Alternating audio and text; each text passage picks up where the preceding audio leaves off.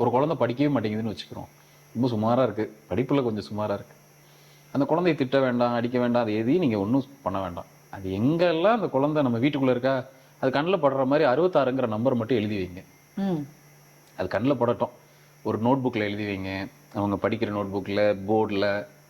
சுமாராக படிச்சுட்டு இருக்க குழந்தை டக்குன்னு குயிக்காக கிராஸ் பண்ண ஆரம்பிச்சிடும், நல்லா படிக்க ஆரம்பிச்சிடும். வேறு ஒன்றும் நீங்கள் செய்ய வேண்டாம், நீங்கள் வேணால் செக் பண்ணி பாருங்கள். படிப்பு விஷயத்தில் சரி, இதே வேலை விஷயத்தில் அப்படி ஒவ்வொன்றுத்துக்கும் ஒவ்வொரு நம்பர் இருக்குது, ஒவ்வொன்றுத்துக்கும் ஒவ்வொரு நம்பர் இருக்குது. எனக்கு ஒரு வேலை கிடைக்கணும் அப்படின்னா ஒரு நம்பர் இருக்குது. ஆனால் பொதுவாக காமனாக நம்ம எல்லாரும் என்ன யூஸ் பண்ணிக்கலாம்னா, அவங்க டேட் ஆஃப் பர்த்தே அவங்களுக்கு ஒரு மந்திரம்.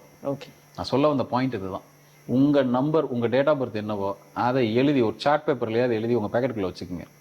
அன்னைக்கு நீங்கள் என்ன வேலைக்கு போகிறீங்களோ அது உங்களை சக்ஸஸ் நோக்கி கூட்டிகிட்டு போவோம்.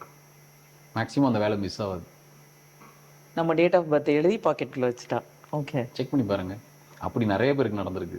அன்னைக்கு வர்ற கால்ஸ் எல்லாம் ரொம்ப பாசிட்டிவான கால்ஸாக வரும்.